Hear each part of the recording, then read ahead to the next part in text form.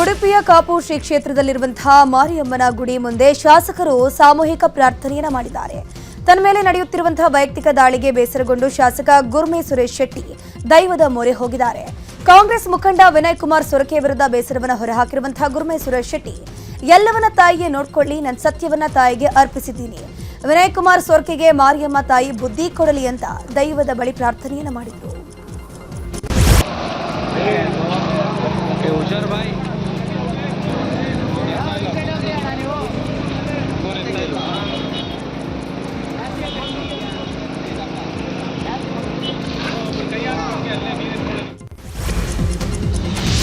ಕಲಬುರಗಿಯ ಚಿತ್ತಾಪುರದಲ್ಲಿ ವಿವಿಧ ಅಭಿವೃದ್ಧಿ ಕಾಮಗಾರಿಗಳಿಗೆ ಡಿಸಿಎಂ ಡಿಕೆ ಶಿವಕುಮಾರ್ ಚಾಲನೆ ಕೊಟ್ಟಿದ್ದಾರೆ. ಬಳಿಕ ಕಾರ್ಯಕ್ರಮದಲ್ಲಿ ಮಾತನಾಡಿದ ಡಿಸಿಎಂ ಡಿಕೆ ಶಿವಕುಮಾರ್, ಚಿತ್ತಾಪುರ ತಾಲೂಕಿನ ಜನತೆಗೆ ಧನ್ಯವಾದಗಳು ಹೇಳ್ತೇನೆ. ಯಾಕಂದರೆ ರಾಜ್ಯಕ್ಕೆ ಭವಿಷ್ಯದ ನಾಯಕ ಪ್ರಿಯಾಂಕ ನನ್ನ ಕೊಟ್ಟಿದ್ದೀರಿ. ಮಲ್ಲಿಕಾರ್ಜುನ ಖರ್ಗೆ ಸಾಹೇಬ್ರ ದೀರ್ಘ ಶ್ರಮದಿಂದ 371J ತಂದು ನಿಮ್ಮ ಜೀವನಕ್ಕೆ ಶಾಶ್ವತ ಪರಿಹಾರವನ್ನು ಕೊಟ್ಟಿದ್ದಾರೆ. ನಮ್ಮ ಗ್ಯಾರಂಟಿ ಇಡೀ ದೇಶಕ್ಕೆ ಮಾದರಿಯಾಗಿದೆ. ನಮ್ಮ ಸರ್ಕಾರದ ಆಡಳಿತ ಇಡೀ ದೇಶದಲ್ಲೇ ಉತ್ತಮ ಆಡಳಿತ ಅಂತ ಬಿಂಬಿಸುತ್ತಿದ್ದಾರೆ. ಸಚಿವ ಪ್ರಿಯಾಂಕ ಖರ್ಗೆ ಅವರಿಗೆ ಇದೇ ರೀತಿಯ ಆಶೀರ್ವಾದ ಮಾಡ್ತಾ ಇರಿ ಅಂತ ಹೇಳಿದ್ರು. ಇದೇ ವೇಳೆ ಮಲ್ಲಿಕಾರ್ಜುನ ಖರ್ಗೆ ಕೂಡ ಪ್ರತಿಕ್ರಿಯಿಸಿದ್ರು. ಮಲ್ಲಿಕಾರ್ಜುನ ಖರ್ಗೆ ಅವರ ಮಾರ್ಗದರ್ಶನದಲ್ಲಿ ಇವತ್ತು ಪ್ರಿಯಾಂಕ ಖರ್ಗೆ ಅವರು ಎಲ್ಲ ವರ್ಗದ ಜನರಿಗೆ ನ್ಯಾಯವನ್ನು ಕೊಡುವಂತ ಕೆಲಸವನ್ನು ಮಾಡಿ ಏರಿದ ಧ್ವನಿಯಲ್ಲಿ ಈ ಸರ್ಕಾರ ಮತ್ತು ಪಕ್ಷವನ್ನ ಉಳಿಸ್ಕೊಂಡು ಬರ್ತಾ ಇದ್ದಾರೆ. ಇಂಥ ನಾಯಕನ ಜೊತೆಯಲ್ಲಿ ನೀವು ನಿಂತಿದ್ದೀರಲ್ಲ, ಅದಕ್ಕೆ ನಿಮ್ಮೆಲ್ಲರೂ ಕೂಡ ನಾನು ಅಭಿನಂದಿಸಲಿಕ್ಕೆ ನಾನು ಬಯಸ್ತಾ ಇದ್ದೇನೆ. 5 ಗ್ಯಾರಂಟಿ ಕೊಟ್ಟು 6ನೇ ಗ್ಯಾರಂಟಿ ಭೂಮಿ ಗ್ಯಾರಂಟಿ ಕೊಟ್ಟಿದ್ದೇವೆ. ನೀವು ಯಾವಾಗಲೂ ಕೂಡ ಅವರ ಕೈಯನ್ನು ಬಲಪಡಿಸಬೇಕು. ರೈಲ್ವೆ ಇಲಾಖೆ 2 ಕಾಮಗಾರಿಗಳು 4 ಕೋಟಿ ರೂಪಾಯಿ, ಈಗ ಅನೇಕ ಕೆಲಸಗಳು ಇದರ ಅಡಿಗಲ್ಲು ಇವತ್ತು ಹಾಕ್ತಾ ಇದ್ದೇವೆ. ಇಷ್ಟೊಂದು ಕೆಲಸ ಶಾಸಕರು ಈ ಭಾಗದಲ್ಲಿ ಮಾಡಿದ್ದಾರೆ. ನಿಜ 3 ಚುನಾವಣೆಯಲ್ಲಿ ನಿಮ್ಮ ಆಶೀರ್ವಾದದಿಂದ ಪ್ರಿಯಾಂಕ ಅವರು ಗೆಲ್ತಾ ಇದ್ದಾರೆ ಮತ್ತು ಕೆಲಸನೂ ಕೂಡ ಮಾಡ್ತಾ ಇದ್ದಾರೆ. ಇದು ನಿಮ್ಮೆಲ್ಲರಿಗೆ ಗೊತ್ತಿರ್ತಕ್ಕಂಥ. ಬಿಜೆಪಿದವರಿಗಂತೂ ಏನೂ ಕೆಲಸ ಇಲ್ಲ. ಬಿಜೆಪಿದವ್ರಿಗೆ ಒಂದೇ ಕೆಲಸ, ಕಾಂಗ್ರೆಸ್ಗೆ ಬೈಯೋದು, ಪ್ರಿಯಾಂಕಗೆ ಬೈಯೋದು, ನನಗೆ ಬೈಯೋದು, ರಾಹುಲ್ ಗಾಂಧಿ ಅವ್ರಿಗೆ ಬೈಯೋದು ಮತ್ತು ಸೋನಿಯಾ ಗಾಂಧಿ ಅವರಿಗೆ ಬೈಯೋದು, ನಮ್ಮೆಲ್ಲರಿಗೆ ಬೈಯೋದು. ಇನ್ನು ಕಲಬುರಗಿಯಲ್ಲಿನ ಕಾರ್ಯಕ್ರಮ ಮುಗಿಸಿ ಡಿಸಿಎಂ ಡಿಕೆ ಶಿವಕುಮಾರ್ ಅಲ್ಲಿಂದಲೇ ಎಐಸಿಸಿ ಅಧ್ಯಕ್ಷ ಮಲ್ಲಿಕಾರ್ಜುನ ಖರ್ಗೆ ಜೊತೆಗೆ ದೆಹಲಿಗೆ ಹೋಗಿದ್ದಾರೆ. ಒಂದೇ ವಿಮಾನದಲ್ಲಿ ಕಲಬುರಗಿ ಏರ್ಪೋರ್ಟ್ನಿಂದ ದೆಹಲಿಗೆ ಪ್ರಯಾಣ ಮಾಡಿದ್ದಾರೆ. ಕುರ್ಚಿ ಫೈಟ್ ಬೆನ್ನಲ್ಲೇ ಡಿಕೆಶಿ ಖರ್ಗೆ ಜೊತೆ ಒಟ್ಟಾಗಿ ದೆಹಲಿಗೆ ಹೋಗಿರೋದು ಭಾರಿ ಕುತೂಹಲಕ್ಕೆ ಕಾರಣವಾಗಿದೆ. ಮುಂದಿನ 10 ವರ್ಷಗಳಲ್ಲಿ ಪ್ರಿಯಾಂಕ ಖರ್ಗೆ ರಾಜ್ಯದ ಸಿಎಂ ಆಗೇ ಆಗ್ತಾರೆ ಅಂತ ಮಾಜಿ ಸಚಿವ ಬಾಬುರಾವ್ ಚಿಂಚನಸೂರ್ ಹೇಳಿದ್ದಾರೆ. ಕಲಬುರಗಿಯಲ್ಲಿ ಕಾರ್ಯಕ್ರಮವನ್ನು ಉದ್ದೇಶಿಸಿ ಮಾತನಾಡಿದ ಚಿಂಚನಸೂರ್, ಪ್ರಿಯಾಂಕ ಖರ್ಗೆ ಅತ್ಯಂತ ಪ್ರಭಾವಿ ನಾಯಕ, ಅಭಿವೃದ್ಧಿಯ ಹರಿಕಾರ. ಪ್ರಿಯಾಂಕ ಖರ್ಗೆ ಸಾಕಷ್ಟು ಅಭಿವೃದ್ಧಿ ಕೆಲಸ ಮಾಡ್ತಾ ಇದ್ದಾರೆ. ಮುಂದಿನ 10 ವರ್ಷಗಳಲ್ಲಿ ಪ್ರಿಯಾಂಕ ಖರ್ಗೆ ರಾಜ್ಯದ ಮುಖ್ಯಮಂತ್ರಿ ಆಗ್ತಾರೆ ಅಂತ ಭವಿಷ್ಯ ನುಡಿದಿದ್ದಾರೆ. ಮುಂದಿನ ದಿನಗಳು ಬಹಳ ಒಳ್ಳೆಯ ದಿನಗಳು ಇನ್ನೂ ಒಳ್ಳೆಯ ದಿನಗಳು ಬರ್ತಾ ಇದೆ. ಪ್ರಿಯಾಂಕ ಖರ್ಗೆ ಸಾಮಾನ್ಯ ವ್ಯಕ್ತಿ ಅಲ್ಲ, ಬಹಳ ಪ್ರಭಾವಿ ವ್ಯಕ್ತಿ, ಬಹಳ ಜನಬೆಂಬಲು, ಸಾಕಷ್ಟು ಜನಪ್ರೀತಿ ಇದೆ. ನನಗನ್ನಿಸಿದೆ ಇನ್ನೂ ಒಂದು 10 ವರ್ಷದಲ್ಲಿ ಕರ್ನಾಟಕ ರಾಜ್ಯದ ಮುಖ್ಯಮಂತ್ರಿ ಯಾರು ಆಗ್ತಾರೆ ಅದು ಪ್ರಿಯಾಂಕ ಖರ್ಗೆ ಅವರು ಕರ್ನಾಟಕ ರಾಜ್ಯದ ಮುಖ್ಯಮಂತ್ರಿ. ಮುಂದಿನ ದಿನಗಳು ಬಹಳ ಒಳ್ಳೆಯ ದಿನಗಳು ಇನ್ನು. ಚಿತ್ರದುರ್ಗದಲ್ಲಿ ಎಸ್ಸಿ ಮೀಸಲಾತಿ ಜನಾಂದೋಲನ ಪೂರ್ವಭಾವಿ ಸಭೆ ನಡೆದಿದೆ. ನಗರದ ವಾಲ್ಮೀಕಿ ಭವನದಲ್ಲಿ ಬಿಜೆಪಿಯ ನೇತೃತ್ವದಲ್ಲಿ ಜನಾಂದೋಲನ ಪೂರ್ವಭಾವಿ ಸಭೆ ನಡೆದಿದ್ದು, ಸಭೆಯಲ್ಲಿ ಮಾತನಾಡಿದ ಗೋವಿಂದ ಕಾರಜೋಳ, ಸಿದ್ದರಾಮಯ್ಯ ಸರ್ಕಾರ ಮೋಸದ ಸರ್ಕಾರ, ಎಸ್ಸಿ ಮೀಸಲಾತಿಯಲ್ಲಿ ಅನ್ಯಾಯ ಮಾಡಿತು. ಕಾಂಗ್ರೆಸ್ ಸರ್ಕಾರಕ್ಕೆ ದಲಿತರ ಬಡವರ ಉದ್ಧಾರ ಬೇಕಿಲ್ಲ, ಅವರನ್ನ ಬರೀ ವೋಟ್ ಬ್ಯಾಂಕ್ ಆಗಿ ಬಳಸಿಕೊಳ್ತಾರೆ. ಒಳ ಮೀಸಲಾತಿ ವಿಚಾರವಾಗಿ ಸಿಎಂ ಸಿದ್ದರಾಮಯ್ಯ ಕಪಟ ನಾಟಕ ಮಾಡಿದ್ದಾರೆ ಅಂತ ಗುಡುಗಿದ್ರು. ಸರ್ಕಾರ ಅಂದ್ರೆ ವಿಶ್ವಾಸದ್ರೋಹದ ಸರ್ಕಾರ, ಕಪಟ ನಾಟಕ ಮಾಡತಕ್ಕಂಥ ಸರ್ಕಾರ ಅಂತ ನಾನು ಪದೇ ಹೇಳ್ತಾ ಇದ್ದೆ. ಕಾಂಗ್ರೆಸ್ಸಿಗೆ ದೀನ ದಲಿತರ ಉದ್ಧಾರ ಬೇಕಾಗಿಲ್ಲ. ಕಾಂಗ್ರೆಸ್ಸಿಗೆ ದಲಿತರ ಮಕ್ಕಳು ವಿದ್ಯಾವಂತರಾಗೋದು ಬೇಕಾಗಿಲ್ಲ. ದಲಿತರ ಮಕ್ಕಳು ಮುಖ್ಯವಾಹಿನಿಗೆ ಬರೋದು ಬೇಕಾಗಿಲ್ಲ. ಅದೇ ಸ್ಲಮ್ನಲ್ಲಿ, ಅದೇ ಹೊಲಿಗೆರೆಯಲ್ಲಿ, ಅದೇ ಮಾದರಿಗೆರೆಯಲ್ಲಿ, ಅದೇ ಕೊಳಚೆಯಲ್ಲಿ ಬಿದ್ದು ಒದ್ದಾಡಬೇಕು. ಶಾಶ್ವತವಾಗಿ ಕಾಂಗ್ರೆಸ್ ಗ್ಯಾಸ್ ಸಿಲಿಂಡರ್ ಬೆಲೆ ಏರಿಕೆ ಹಿನ್ನೆಲೆ ಕೆಪಿಸಿಸಿ ಮಹಿಳಾ ಘಟಕದಿಂದ ಪ್ರತಿಭಟನೆ ಮಾಡಲಾಗಿದೆ. ಕೆಪಿಸಿಸಿ ಕಚೇರಿ ಮುಂಭಾಗ ನೂರಾರು ಮಹಿಳೆಯರು ಖಾಲಿ ಸಿಲಿಂಡರ್ ಹಿಡಿದು ಕೇಂದ್ರ ಸರ್ಕಾರದ ವಿರುದ್ಧ ಘೋಷಣೆ ಕೂಗಿದ್ದಾರೆ. ಪ್ರತಿಭಟನೆಯಲ್ಲಿ ಗ್ಯಾರಂಟಿ ಅನುಷ್ಠಾನ ಸಮಿತಿ ಅಧ್ಯಕ್ಷ ಎಚ್ಎಂ ರೇವಣ್ಣ, ರಾಜ್ಯಸಭಾ ಸದಸ್ಯ ಜಿಸಿ ಚಂದ್ರಶೇಖರ್ ಸೇರಿದಂತೆ ಹಲವರು ಭಾಗಿಯಾಗಿದ್ದಾರೆ.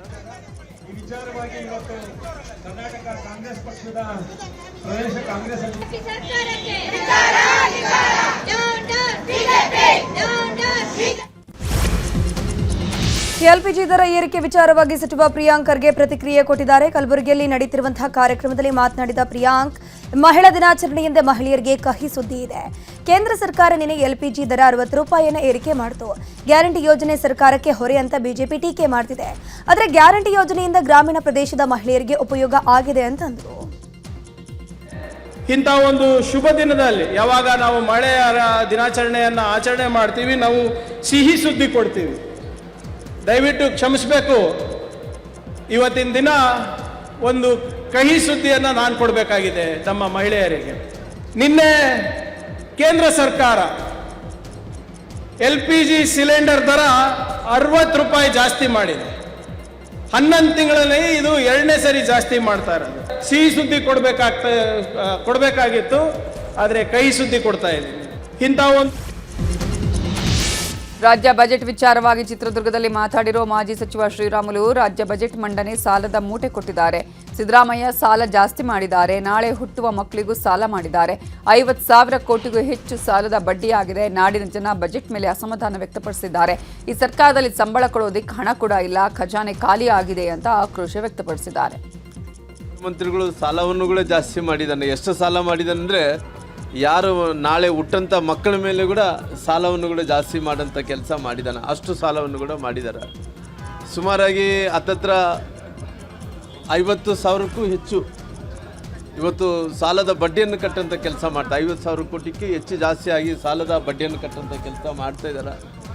ಹಂಗಾಗಿ ಈ ಬಡ್ಜೆಟ್ಟು ಭಾಳಷ್ಟು ಜನರಿಗೆ ಒಂದು ಹೊರೆಯನ್ನು ತಂದುಕೊಡೋಂಥ ಕೆಲಸ ಆಗಿದೆ. ಈ ಮೀಸಲಾತಿ ಕಸ್ಕೊಳ್ಳೋಂಥ ಏನು ಕೆಲಸ ಮಾಡ್ತಾ ಇದ್ದಾರೋ ಇದು ದಲಿತರ ವಿರೋಧಿ ಸರ್ಕಾರ ಅನ್ನೋಂಥ ಮಾತನ್ನು ಹೇಳಬೇಕಾಗ್ತದೆ. ಚಾಮರಾಜನಗರದ ಹನೂರು ಭಾಗದ ನೀರಾವರಿ ಯೋಜನೆಗೆ ಬಜೆಟ್ನಲ್ಲಿ 490 ಕೋಟಿ ಘೋಷಣೆ ಹಿನ್ನೆಲೆಯಲ್ಲಿ ಕಾಂಗ್ರೆಸ್ ನಾಯಕರ ಹೆಸರಲ್ಲಿ ಮಹದೇಶ್ವರನಿಗೆ ಜೆಡಿಎಸ್ನ ಶಾಸಕ ಮಂಜುನಾಥ್ ಅರ್ಚನೆ ಮಾಡಿಸಿದ್ದು, ಸಿಎಂ ಸಿದ್ದರಾಮಯ್ಯ, ಡಿಸಿಎಂ ಡಿಕೆಶಿ, ಉಸ್ತುವಾರಿ ಸಚಿವ ವೆಂಕಟೇಶ್ ಹಾಗೂ ಸಂಸದ ಸುನಿಲ್ ಬೋಸ್ ಹೆಸರಲ್ಲಿ ಅರ್ಚನೆಯನ್ನು ಮಾಡಿಸಲಾಗಿದೆ. ನೀರಾವರಿ ಯೋಜನೆ ಘೋಷಣೆಯಾಗಲಿ ಅಂತ ಮಾದಪ್ಪನಲ್ಲಿ ಹರಕೆಯನ್ನು ಹೊತ್ತಿದ್ರು. ಅದರಂತೆ ಇದೀಗ ಇಷ್ಟಾರ್ಥ ನೆರವೇರಿದ ಹಿನ್ನೆಲೆಯಲ್ಲಿ ವಿಶೇಷ ಪೂಜೆಯನ್ನು ನೆರವೇರಿಸಿದ್ದಾರೆ. ಚಿಕ್ಕಬಳ್ಳಾಪುರದ ಬಟ್ಲಹಳ್ಳಿ ಪೊಲೀಸರು ಭರ್ಜರಿ ಕಾರ್ಯಾಚರಣೆ ನಡೆಸಿದ್ದು, ಸೋಲಾರ್ ಪ್ಲಾಂಟ್ಗೆ ಕನ್ನ ಹಾಕಿದ್ದ ಕದಿಮರನ್ನ ಅರೆಸ್ಟ್ ಮಾಡಿದ್ದಾರೆ. ಚಿಂತಾಮಣಿ ತಾಲೂಕಿನ ನೆಲವಂಕಿ ಗ್ರಾಮದ ಬಳಿ ಅಮೃತ ಕನ್ಸ್ಟ್ರಕ್ಷನ್ಸ್ ಕಂಪನಿಯ 4.5 ಲಕ್ಷ ರೂಪಾಯಿ ಮೌಲ್ಯದ ಅಲ್ಯೂಮಿನಿಯಂ ಕೇಬಲ್ ಅನ್ನ ಕಳ್ಳರು ಕದ್ದಿದ್ರು. ಇದಾದ ಬಳಿಕ ಪ್ರಾಜೆಕ್ಟ್ ಮ್ಯಾನೇಜರ್ ಗಂಗಾಧರ್ ಬಟ್ಲಹಳ್ಳಿ ಠಾಣೆಗೆ ದೂರು ಕೊಟ್ಟಿದ್ರು. ದೂರನ್ನು ಆಧರಿಸಿ ತನಿಖೆ ಮಾಡಿದ ಪೊಲೀಸರು ತಮಿಳುನಾಡು ಹೊಸೂರು ಮೂಲದ 3 ಅಂತಾರಾಜ್ಯ ಕಳ್ಳರನ್ನ ಬಂಧಿಸಿದ್ದಾರೆ. ಬಂಧಿತರಿಂದ 3.70 ಲಕ್ಷ ರೂಪಾಯಿ ನಗದು ಹಾಗೂ ಕೃತ್ಯಕ್ಕೆ ಬಳಸಿದ ಬೊಲೆರೋ ವಾಹನವನ್ನು ಸೀಸ್ ಮಾಡಿದ್ದಾರೆ. ಇರಾನ್ ಇಸ್ರೇಲ್ ನಡುವಿನ ಯುದ್ಧ 9ನೇ ದಿನಕ್ಕೆ ಕಾಲಿಟ್ಟಿದೆ. ಇಸ್ರೇಲ್ ಅಮೆರಿಕ ಜಂಟಿ ದಾಳಿಗೆ ಇರಾನ್ ಪ್ರತ್ಯುತ್ತರ ಕೊಡ್ತಾ ಇದ್ದು, ಏರ್ಪೋರ್ಟ್ಗಳಲ್ಲಿ ಟಾರ್ಗೆಟ್ ಮಾಡ್ತಾ ಇದೆ. ಸೌದಿಯ ಎರ್ಬಿನ್ ವಿಮಾನ ನಿಲ್ದಾಣದ ಬಳಿ ಸ್ಫೋಟ ಆಗಿದೆ. ಮತ್ತೊಂದು ಕಡೆ ಕುವೈತ್ನಲ್ಲೂ ಏರ್ಪೋರ್ಟ್ ಮೇಲೆ ಡ್ರೋನ್ ದಾಳಿ ಆಗಿದೆ. ಇನ್ನು ಓಸ್ಲೋದಲ್ಲಿ ಅಮೆರಿಕ ರಾಯಭಾರಿ ಕಚೇರಿ ಬಳಿಯೂ ದಾಳಿಯಾಗಿದೆ. ಇನ್ನು ಇರಾನ್ ದಾಳಿಗೆ ಇಸ್ರೇಲ್ ಕೂಡ ಪ್ರತ್ಯುತ್ತರ ನೀಡ್ತಾ ಇದ್ದು, ಇರಾನ್ ಮೇಲಿನ ದಾಳಿಯನ್ನ ಮುಂದುವರೆಸಿದೆ. ಇಸ್ರೇಲ್ ಅಮೆರಿಕ ಜಂಟಿ ದಾಳಿಗೆ ಪ್ರತೀಕಾರವಾಗಿ ಇರಾನ್ ಕುವೈತಲ್ಲಿರೋ ಸೋಷಿಯಲ್ ಸೆಕ್ಯೂರಿಟಿ ಕಟ್ಟಡದ ಮೇಲೆ ದಾಳಿ ಮಾಡಿದೆ. ಡ್ರೋನ್ ದಾಳಿಯಿಂದಾಗಿ ಬೃಹತ್ ಕಟ್ಟಡ ಹೊತ್ತಿ ಉರಿದಿದೆ. ಕಟ್ಟಡದಲ್ಲಿರುವವರನ್ನ ಸುರಕ್ಷಿತ ಸ್ಥಳಕ್ಕೆ ರವಾನೆ ಮಾಡಲಾಗಿದೆ. ಇರಾನ್ ನಾಯಕ ಖಮೇನಿ ಹತ್ಯೆ ಬಳಿಕ ಇರಾನ್ನ ಸರ್ವೋಚ್ಚ ನಾಯಕ ಆಯ್ಕೆ ಮಾಡೋಕೆ ಮುಂದಾಗಿದ್ದಾರೆ. ಈ ಮಧ್ಯೆ ಇಸ್ರೇಲ್ ಇರಾನ್ಗೆ ಸರ್ವೋಚ್ಚ ನಾಯಕನ ಆಯ್ಕೆ ಮಾಡದಂತೆ ವಾರ್ನಿಂಗ್ ಅನ್ನು ಕೊಟ್ಟಿದೆ. ನಿಮ್ಮನ್ನ ಗುರಿಯಾಗಿಸೋಕೆ ಹಿಂಜರಿಯೋದಿಲ್ಲ. ಸರ್ವೋಚ್ಚ ನಾಯಕನ ಆಯ್ಕೆ ಭಾಗಿಯಾಗುವ ಪ್ರತಿಯೊಬ್ಬರನ್ನ ಗುರಿಯಾಗಿಸಿ ದಾಳಿಯನ್ನು ನಾವು ಮಾಡ್ತೀವಿ ಅಂತ ಇರಾನ್ಗೆ ಇಸ್ರೇಲ್ ಎಚ್ಚರಿಕೆ ಕೊಟ್ಟಿದೆ. ಭಾರತದ ಮೇಲೆ ಮಹಾಯುದ್ಧದ ಎಫೆಕ್ಟ್ ತಟ್ಟುವ ಸಾಧ್ಯತೆ ಇದೆ. ರಸಗೊಬ್ಬರದ ಬೆಲೆ ಏರಿಕೆ ಆಗುವ ಸಾಧ್ಯತೆ ಇದೆ. ಪೂರೈಕೆ ಕಡಿಮೆಯಾಗಿ ಬೆಲೆ ಹೆಚ್ಚಳವಾಗುವ ಸಾಧ್ಯತೆ ಇದ್ದು, ರಷ್ಯಾ, ಇರಾನ್, ಖತಾರ್ನಲ್ಲಿ ಹೆಚ್ಚು ರಸಗೊಬ್ಬರ ಉತ್ಪಾದನೆ ಮಾಡಲಾಗುತ್ತೆ. ಆದರೆ ಈ ದೇಶಗಳಲ್ಲಿ ಯುದ್ಧದ ಕಾರ್ಮೋಡ ಇದ್ದು ಯೂರಿಯಾ, ಪೊಟ್ಯಾಷಿಯಂ, ಫಾಸ್ಫೇಟ್ ರಫ್ತಿಗೆ ಸಮಸ್ಯೆಯಾಗ್ತಿದೆ. ಹೀಗಾಗಿ ಬೆಲೆ ಏರಿಕೆ ಆಗಲಿದೆ ಅಂತ ವಿಶ್ಲೇಷಕರು ಹೇಳ್ತಿದ್ದಾರೆ. ಇದೇ ವಿಚಾರವಾಗಿ ಮಾತಾಡಿರುವ ಆರ್ಥಿಕ ತಜ್ಞರಾದ ಡಾಕ್ಟರ್ ಕೃಷ್ಣರಾಜ್, ಭಾರತದಲ್ಲಿ ಹಲವು ರಸಗೊಬ್ಬರಗಳನ್ನು ಹೊರ ದೇಶದಿಂದ ಆಮದು ಮಾಡಿಕೊಳ್ಳಲಾಗುತ್ತೆ. ಯುದ್ಧದಿಂದ ಸಾಗಾಟ ಕಡಿಮೆ ಆದರೆ ಬೆಲೆ ಏರಿಕೆಯಾಗುವ ಸಾಧ್ಯತೆ ಇದೆ. ಇಂಧನ ಬೆಲೆ ಹೆಚ್ಚಾದರೂ ರಸಗೊಬ್ಬರದ ಮೇಲೆ ಪರಿಣಾಮ ಬೀರುವ ಸಾಧ್ಯತೆ ಇದೆ. ರಸಗೊಬ್ಬರ ಉತ್ಪಾದನೆಗೆ ನೈಸರ್ಗಿಕ ಅನಿಲ ಬಹಳ ಮುಖ್ಯ. ಯುದ್ಧದಿಂದಾಗಿ LNG ಬೆಲೆ ಹೆಚ್ಚಾದರೆ ರಸಗೊಬ್ಬರ ಉತ್ಪಾದನಾ ವೆಚ್ಚವೂ ಹೆಚ್ಚಳವಾಗಲಿದೆ ಅಂತ ಹೇಳಿದ್ದಾರೆ. ರಸಗೊಬ್ಬರ ನಾವು ಇಂಪೋರ್ಟ್ ಮಾಡ್ಕೊಳ್ಳೋದಿಲ್ಲ. ನ್ಯಾಚುರಲ್ ಗ್ಯಾಸನ್ನು ಇಂಪೋರ್ಟ್ ಮಾಡಿಕೊಂಡು ಅದನ್ನು ಬಳಕೆ ಮಾಡಿಕೊಂಡು ನಾವು NPK ಮತ್ತು DAP ಯೂರಿಯಾ ಅಂತ ಏನು ಹೇಳ್ತೀವಿ ಅದನ್ನು ಪ್ರೊಡ್ಯೂಸ್ ಮಾಡುವಂಥದ್ದು. ಅದು ನ್ಯಾಚುರಲ್ ಗ್ಯಾಸು ಮತ್ತು ಇನ್ನಿತರ ಇನ್ಪುಟ್ಸ್ ಏನಿದೆ ಅವುಗಳು ಹೆಚ್ಚಾಗಿ ಈ ಗಲ್ಫ್ ರಾಷ್ಟ್ರಗಳಿಂದ ಬರುವಂಥದ್ದು. ಈಗ ಬಂದಂಥ ವಸ್ತುಗಳನ್ನು ನಾವು ಇನ್ಪುಟ್ಸನ್ನು ಇಲ್ಲಿ ನಮ್ಮ ರಸಗೊಬ್ಬರದ ಕಾರ್ಖಾನೆಗಳಲ್ಲಿ ಯೂರಿಯಾಗಿ ಕನ್ವರ್ಟ್ ಮಾಡುವಂಥದ್ದು. ಇದು ಇನ್ಪುಟ್ಸ್ ಕಾಸ್ಟ್ ಜಾಸ್ತಿ ಆದಾಗೆ ಪ್ರೊಡಕ್ಷನ್ ಕಾಸ್ಟ್ ಜಾಸ್ತಿ ಆಗುತ್ತೆ, ಉತ್ಪಾದನಾ ವೆಚ್ಚ ಜಾಸ್ತಿ ಆಗುತ್ತೆ. ಉತ್ಪಾದನಾ ವೆಚ್ಚ ಜಾಸ್ತಿ ಆದಾಗೆ ಸಾಮಾನ್ಯವಾಗಿ ಎಲ್ಲ ಬೆಲೆಗಳು ಹೆಚ್ಚಾಗುವಂಥದ್ದು ಹಾಗೆ. ಇರಾನ್ ಅಮೆರಿಕ ಯುದ್ಧ ಸಂಘರ್ಷದಿಂದ ಸಣ್ಣ ಕೈಗಾರಿಕಾ ಉದ್ಯಮಿಗಳಿಗೆ ಟೆನ್ಷನ್ ಶುರುವಾಗಿದೆ. ಸಣ್ಣ ಕೈಗಾರಿಕಾ ಉದ್ಯಮಗಳಿಗೆ ಆತಂಕ ಶುರುವಾಗಿರೋದು. ದಾವಣಗೆರೆಯ ಉದ್ಯಮಿ ರಮೇಶ್ 5 ಕೋಟಿ ವೆಚ್ಚದಲ್ಲಿ ಅತ್ಯಾಧುನಿಕ ಬೇಕರಿ ಘಟಕವನ್ನು ಸ್ಥಾಪಿಸಿದರು. ಕೋಟ್ಯಾಂತರ ರೂಪಾಯಿ ಸಾಲ ಮಾಡಿ ಉದ್ಯಮ ಶುರು ಮಾಡಿದ್ದೀನಿ. ಇದೀಗ ಯುದ್ಧದ ಭೀತಿ ಹಿನ್ನೆಲೆ ಅಡುಗೆ ಅನಿಲಕ್ಕೆ ಕೆಲವು ಷರತ್ತು ವಿಧಿಸೋ ಸಾಧ್ಯತೆ ಇದೆ. ಒಂದು ದಿನ ಘಟಕ ಸ್ಥಗಿತವಾದರೆ ನಿತ್ಯ 50 ರಿಂದ 75 ಸಾವಿರ ರೂಪಾಯಿ ನಷ್ಟ ಆಗೋ ಆತಂಕ ಇದೆ. ಕೇಂದ್ರ ಸರ್ಕಾರ ಮಧ್ಯಪ್ರವೇಶ ಮಾಡಿ ನಮಗೆ ಸಹಾಯ ಮಾಡಬೇಕು ಅಂತ ಹೇಳಿದರು. ಆಯಿಲು ಇವೆಲ್ಲ ಡಿಸೈಲಿಂದ ಕೊರತೆ ಜೊತೆ ಗ್ಯಾಸಿಗೆ ಮೇಜರ್ ಇವಾಗ ಏನಾಗಿದೆ, ಈಗ ನನಗೆ ಬಂದಿರೋ ಒಂದು ಸುದ್ದಿ ಪ್ರಕಾರ ಇನ್ನೊಂದು 4-5 ದಿನದೊಳಗೆ ಕಮರ್ಷಿಯಲ್ ಗ್ಯಾಸ್ ಎಲ್ಲ ಸ್ಟಾಪ್ ಆಗುತ್ತೆ ಅಂತ ಒಂದು ವಿಚಾರ ಬಂದಿದೆ. ಆ ಕಮರ್ಷಿಯಲ್ ಗ್ಯಾಸ್ ಸ್ಟಾಪ್ ಆಗಿಬಿಟ್ರೆ ಸಿಕ್ಕಾಪಟ್ಟೆ ಉದ್ಯಮಿಗಳಿಗೆ ಲಕ್ಷಾಂತರ ರೂಪಾಯಿ ನಷ್ಟ ಆಗುತ್ತೆ. ಯಾಕಂದರೆ ಎಲ್ಲರೂ ಆ ಗ್ಯಾಸ್ನಲ್ಲಿ ಡಿಪೆಂಡ್ ಅಪಾನ್ ಮ್ಯಾನುಫ್ಯಾಕ್ಚರಿಂಗ್ ತುಂಬ ಇದೆ. ಈಗೇನಾಗಿದೆ, ಡೊಮೆಸ್ಟಿಕ್ಕಿಗೋಸ್ಕರವಾಗಿ ಕಮರ್ಷಿಯಲನ್ನು ಸ್ವಲ್ಪ ಡೊಮೆಸ್ಟಿಕ್ ಅವರಿಗೆ ಜಾಸ್ತಿ ದಿನ ಕೊಡಬೇಕನ್ನೋ ಉದ್ದೇಶ ಇಟ್ಕೊಂಡು ಕಮರ್ಷಿಯಲ್ನವರಿಗೆ ಸ್ಟಾಪ್ ಮಾಡ್ತಾ ಇದ್ದಾರೆ ಅಂತ ಸುದ್ದಿ. ಈಗ ಗ್ಯಾಸ್ ಎಲ್ಲ ನಾವು ರನ್ ಮಾಡೋಕ್ಕೆ ನಾಳೆ ಓಪನ್ ಇಟ್ಕೊತಾ ಇದ್ದೀವಿ. ಇದರಿಂದ ಬಟ್ ನೆಕ್ಸ್ಟು ಕಮರ್ಷಿಯಲ್ ನಮಗೆ ಗ್ಯಾಸ್ ಸಿಗಲಿಲ್ಲ ಅಂದರೆ ನಮಗೆ ತುಂಬಾ ಕಷ್ಟ ಆಗುತ್ತೆ.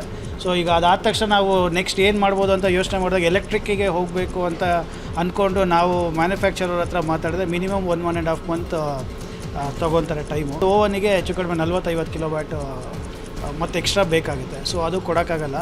ಸೊ ನೋಡಿದ್ರೆ ಈ ಗ್ಯಾಸ್ ಬಂದ್ ಆಗಿಬಿಟ್ರೆ ಪ್ರಾಬ್ಲಿ ನಮ್ಮ ಪ್ರೊಡಕ್ಷನ್ ಯೂನಿಟೇ ನಿಂತು ಹೋಗೋ ಚಾನ್ಸಸ್ಸು. ದೆಹಲಿಯಲ್ಲಿ ಹೋಳಿ ವಿಚಾರಕ್ಕೆ ವ್ಯಕ್ತಿಯ ಹತ್ಯೆ ಪ್ರಕರಣಕ್ಕೆ ಸಂಬಂಧಪಟ್ಟ ಹಾಗೆ ದೆಹಲಿ ಪಾಲಿಕೆಯಿಂದ ಆರೋಪಿಯ ಮನೆಯನ್ನು ಧ್ವಂಸ ಮಾಡಲಾಗಿದೆ. ದೆಹಲಿಯ ಉತ್ತಮ್ ನಗರದಲ್ಲಿ ಹಿಂದೂಗಳು ಹೋಳಿ ಆಚರಣೆ ಮಾಡುವಾಗ ಮುಸ್ಲಿಂ ಮಹಿಳೆ ಮೇಲೆ ಬಾಲಕಿ ಕಲರ್ ಬಲೂನ್ ಎಸೆದಿದ್ಲು. ಇದೇ ವಿಚಾರಕ್ಕೆ ಗಲಾಟೆಯಾಗಿ ತರುಣ್ ಅನ್ನುವರ ಮೇಲೆ 18 ರಿಂದ 20 ಜನ ಹಲ್ಲೆ ನಡೆಸಿ ಹತ್ಯೆಗೈದಿದ್ರು. ಸದ್ಯ ಈಗಾಗಲೇ ಪ್ರಕರಣಕ್ಕೆ ಸಂಬಂಧಪಟ್ಟ ಹಾಗೆ 8 ಜನರನ್ನು ಅರೆಸ್ಟ್ ಮಾಡಲಾಗಿದ್ದು, ಹತ್ಯೆ ಎಸಗಿದ್ದ ಆರೋಪಿಗಳ ಮನೆಯನ್ನು ದೆಹಲಿ ಪಾಲಿಕೆ ಧ್ವಂಸಗೊಳಿಸಿದೆ. ಭಾರತ ನ್ಯೂಜಿಲೆಂಡ್ ನಡುವೆ ICC T20 ಫೈನಲ್ ಪಂದ್ಯ ಹಿನ್ನೆಲೆಯಲ್ಲಿ ಮಂಡ್ಯದಲ್ಲಿ ಕ್ರಿಕೆಟ್ ಅಭಿಮಾನಿಗಳು ಶಕ್ತಿ ದೇವತೆ ಕಾಳಿಕಾಂಬಾ ದೇವಸ್ಥಾನದಲ್ಲಿ ವಿಶೇಷ ಪೂಜೆಯನ್ನು ಸಲ್ಲಿಕೆ ಮಾಡಿದ್ದಾರೆ. ಹೈ ವೋಲ್ಟೇಜ್ ಕದನದಲ್ಲಿ ಭಾರತ ಗೆದ್ದು ಬರಲಿ ಅಂತ ಪ್ರಾರ್ಥನೆಯನ್ನು ಸಲ್ಲಿಸಿದರು.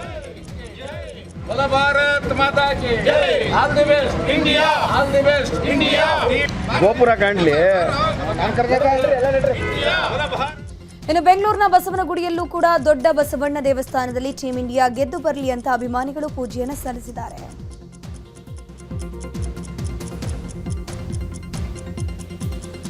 ಕೊಪ್ಪಳದ ನೀರಲಗಿ ಸರ್ಕಾರಿ ಹಿರಿಯ ಪ್ರಾಥಮಿಕ ಶಾಲೆಯ ಮಕ್ಕಳು ಟೀಂ ಇಂಡಿಯಾಗೆ ಶುಭ ಕೋರಿದ್ದಾರೆ.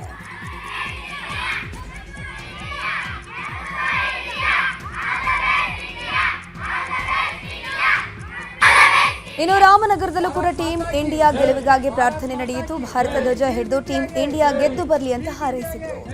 ಕ್ಯಾಪ್ಟನ್ ಸೂರ್ಯಕುಮಾರ್ ಯಾದವ್ಗೆ ಕ್ಯಾಪ್ಟನ್ ಸೂರ್ಯಕುಮಾರ್ ಯಾದವ್ಗೆ. ಭಾರತ ಮತ್ತು ನ್ಯೂಜಿಲೆಂಡ್ ಹೈ ವೋಲ್ಟೇಜ್ ಮ್ಯಾಚ್ ಕುರಿತಾಗಿ ನ್ಯೂಸ್ 18ಗೆ ಟೀಂ ಇಂಡಿಯಾ ಮಾಜಿ ಕ್ರಿಕೆಟಿಗ ಸುಜಿತ್ ಸೋಮಸುಂದರ್ ಮಾತಾಡಿದ್ದಾರೆ. ಇವತ್ತಿನ ಪಂದ್ಯ ಎರಡೂ ತಂಡಕ್ಕಷ್ಟು ಸುಲಭ ಅಲ್ಲ, ಆದರೆ ಭಾರತಕ್ಕೆ ಹೋಮ್ ಕ್ರೌಡ್ ಅಡ್ವಾಂಟೇಜ್ ಆಗಬಹುದು. ನಮ್ಮ ಬ್ಯಾಟಿಂಗ್ ಲೈನಪ್ ಚೆನ್ನಾಗಿದೆ, ಆದರೆ ಸ್ಪಿನ್ ಬೌಲಿಂಗ್ ಸ್ವಲ್ಪ ಟ್ರಿಗರ್ ಆಗಬೇಕು. ಕೆವಿಸ್ ಬ್ಯಾಟರ್ಸ್ ಪೇಸ್ಗೆ ಚೆನ್ನಾಗಿ ಆಡ್ತಾರೆ, ಹೀಗಾಗಿ ಸ್ಪಿನ್ ಡಿಪೆಂಡೆನ್ಸಿ ಕೂಡ ಇದೆ. ಕೋಚ್ ಗಂಭೀರ್ ಕೂಡ ಟ್ರೋಫಿ ಗೆಲ್ಲೋಕೆ ಏನಾದರೂ ಒಂದು ಪ್ಲಾನ್ ಮಾಡಿರ್ತಾರೆ. ನಾನು ಕೂಡ ನಿಮ್ಮಂತೆಯೇ ಗೆಲುವಿಗಾಗಿ ಕಾಯ್ತಿದ್ದೇನೆ ಅಂತ ಹೇಳಿದರು. ಸೊ ಬ್ಯಾಟಿಂಗ್ ಆ್ಯಂಡ್ ಬೌಲಿಂಗ್ಗೆ ಬೋತ್ ಫೇವರ್ ಆಗುವಂಥದ್ದು. ಬ್ಯಾಟಿಂಗ್ ಸೆಕೆಂಡ್ ಅಥವಾ ಬೌಲಿಂಗ್ ಸೆಕೆಂಡ್ ಮಾಡಿದಾಗ ರೆಡ್ ಸಾಯಿಲ್ ಇರೋದ್ರಿಂದ ಸ್ಪಿನ್ನರ್ಸ್ಗೆ ಸ್ವಲ್ಪ ಹೆಲ್ಪ್ ಆಗುತ್ತೆ ಅನ್ನೋ ಒಂದು ಅಂಶ ಬರುತ್ತೆ. ನಮ್ಮದು ಆಲ್ರೌಂಡ್ ಚೆನ್ನಾಗಿದೆ, ಬ್ಯಾಟಿಂಗು ಚೆನ್ನಾಗಿದೆ. Of course led by all of our batters. ಎಷ್ಟು ಚೆನ್ನಾಗಿ T20 ಲೀಗಲ್ಲಿ ಸಿಂಗಲ್ ಆಗಿ ಒಳ್ಳೆ ಸ್ಟಾರ್ಟ್ ಕೊಟ್ಟು ವಿನ್ನಿಂಗ್ ಸಿಚುವೇಶನ್ ಬಂದು ಪಾರ್ ಮಾಡಿಸೋವಂಥ ಬ್ಯಾಟಿಂಗ್ ಪರ್ಫಾರ್ಮೆನ್ಸಸ್ಸು ನೋಡಿದ್ದೀವಿ. ಬೌಲಿಂಗ್ನಲ್ಲಿ ಹೇಳಬೇಕು ಅಂದರೆ ಬುಮ್ರಾಗಿಂತ leader of the pack Bumrah ಇದ್ದಾರೆ. ಓವರ್ ಆಲ್ ನೋಡಿದ್ರೆ ನಮ್ಮ ಬೌಲಿಂಗ್ ಸ್ಟ್ರೆಂತೂ ತುಂಬ ಚೆನ್ನಾಗಿದೆ.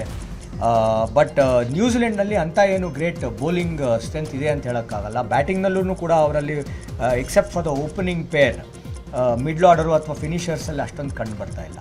ಸೊ ಅದರಿಂದ ನಮ್ಮದು over all batting and bowling definitely we are better. T20 ವಿಶ್ವಕಪ್ ಫೈನಲ್ ಪಂದ್ಯ ಹಿನ್ನೆಲೆ ಕೊಪ್ಪಳದ ಕಾರಟಗಿಯಲ್ಲಿ ಸಚಿವ ಶಿವರಾಜ್ ತಂಗಡಿಗೆ ಮಾತನಾಡಿದ್ದು, ಟೀಮ್ ಇಂಡಿಯಾಗೆ ವಿಶ್ ಮಾಡಿದ್ರು. ಈ ಹಿಂದೆ ನಾವು ಕೂಡ ವಿಶ್ವಕಪ್ ಅನ್ನ ಗೆದ್ದಿದ್ದೀವಿ. ಈ ಸಲನೂ ನಮ್ಮ ಭಾರತ ತಂಡವೇ ಗೆಲ್ಲುತ್ತೆ. ಭಾರತ ತಂಡದಲ್ಲಿ ಒಳ್ಳೆಯ ಆಟಗಾರರಿದ್ದಾರೆ. ನಮ್ಮ ತಂಡ ತುಂಬಾ ಚೆನ್ನಾಗಿ ಆಟವಾಡ್ತಿದೆ. ನಿಜವಾಗ್ಲೂ ಒಂದು ಒಳ್ಳೆಯ ತಂಡ ಇದೆ. ಭಾರತ ಗೆದ್ದೇ ಗೆಲ್ಲುತ್ತೆ ಅಂತ ವಿಶ್ವಾಸ ವ್ಯಕ್ತಪಡಿಸಿದ್ರು. 2020 ವರ್ಲ್ಡ್ ಕಪ್ಪು ನಲ್ಲಿ ನಾವು ಹಿಂದೆ ಗೆದ್ದಿದ್ದೀವಿ.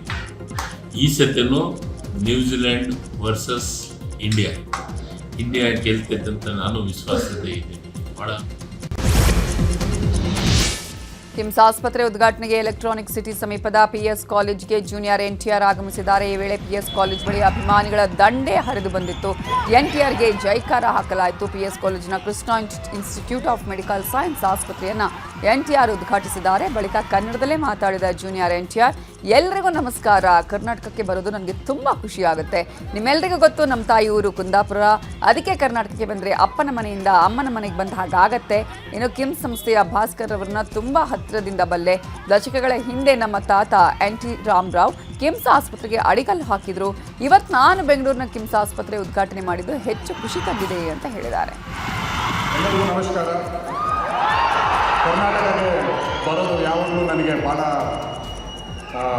ಖುಷಿ ಸಿಗುತ್ತೆ. ನಿಮಗೆಲ್ಲರಿಗೂ ಗೊತ್ತು ನಮ್ಮ ತಾಯಿಯವ್ರದ್ದು ಕುಂದಾಪುರ ಅಂತ. ನನಗೆ ಕಮ್ ಟು ಬ್ಯಾಂಗ್ಳೂರು ಕರ್ನಾಟಕಕ್ಕೆ ಬಂದಿದ್ದವಾಗ ನನಗೆ ಅಪ್ಪನ ಮನೆಯಿಂದ ಅಮ್ಮನ ಮನೆಗೆ ಬಂದಿದ್ದ ಥರ ಇರುತ್ತೆ. ಇಂದು ಅಂತಾರಾಷ್ಟ್ರೀಯ ಮಹಿಳಾ ದಿನಾಚರಣೆ ಹಿನ್ನೆಲೆ ಮಹಾರಾಷ್ಟ್ರದ ನಾಗ್ಪುರದಲ್ಲಿ ಮಹಿಳೆಯರು ಬುಲೆಟ್ ಓಡಿಸಿ ಮಹಿಳಾ ದಿನಾಚರಣೆಯನ್ನು ಅದ್ದೂರಿಯಾಗಿ ಸೆಲೆಬ್ರೇಟ್ ಮಾಡಿದರು. ಸೀರೆಯುಟ್ಟು ಮಹಿಳೆಯರು ಬುಲೆಟ್ ಓಡಿಸಿ ಮಹಿಳಾ ದಿನಾಚರಣೆಯನ್ನು ಆಚರಿಸಿದ್ದಾರೆ.